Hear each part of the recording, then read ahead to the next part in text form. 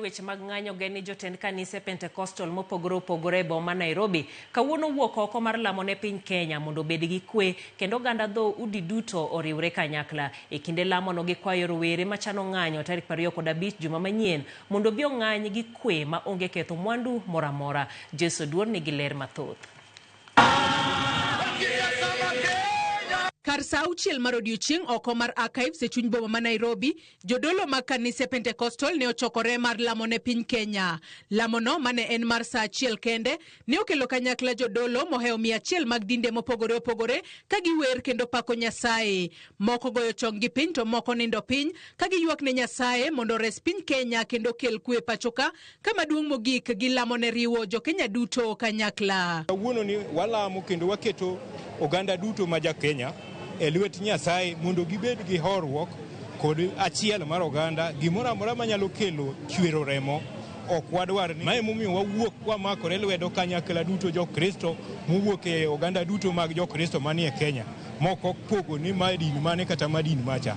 Wadwaro ni mondo walam kwe mondo kila ng'ato obed ka en onyalo dhi e tije moko bedo gi luoro. E duol achiel mar neno ni kwe obedo e pachoka, jodolo go kwayo rawere machano wuok oko ng'anyo tarik 25 juma manyien mondo wuog oko gi kwe kendo kik giketh mwandu moramora. Ya kwamba tarehe 25 watoto wetu wanapotoka nje kulingana constitution wana haki yao na sisi hatuingilili.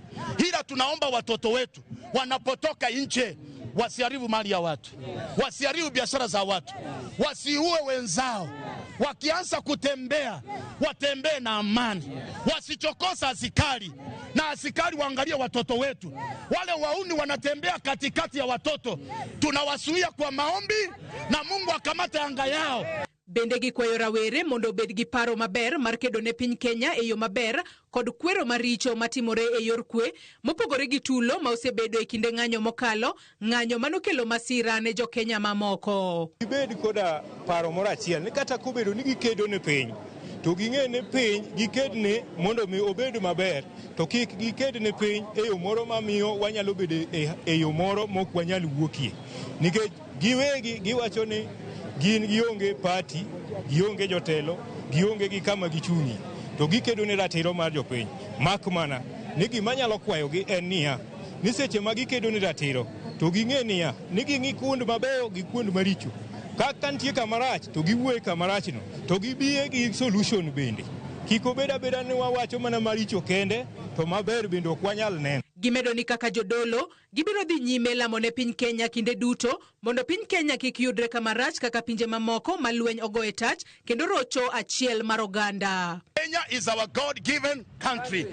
It is our humble duty to pray for its protection, provision, peace, unity, so that we can live in harmony and enjoy good life together as brothers and sisters. Wherever you live, all work within the 47 counties. Wadwar pinywa mondo chope okang' ma pinje machalo kaka Sudan, chalo kaka Somalia, machalo kaka Haiti.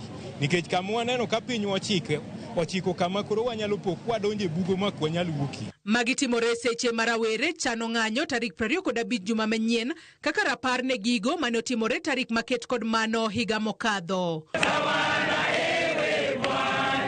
Jodolo, Ramogi TV, Nairobi. Motelo ne biro mar katiba mar higa 2010, oganda jo Kenya ne dwaro lokruok e migepe mopogore opogore mag telo. Bang' jopiny puodho katiba no manyien, geno ne ntiere ni obila ne dhi lokore kendo tiyo kaluwore gi chik. E bwo higa achiel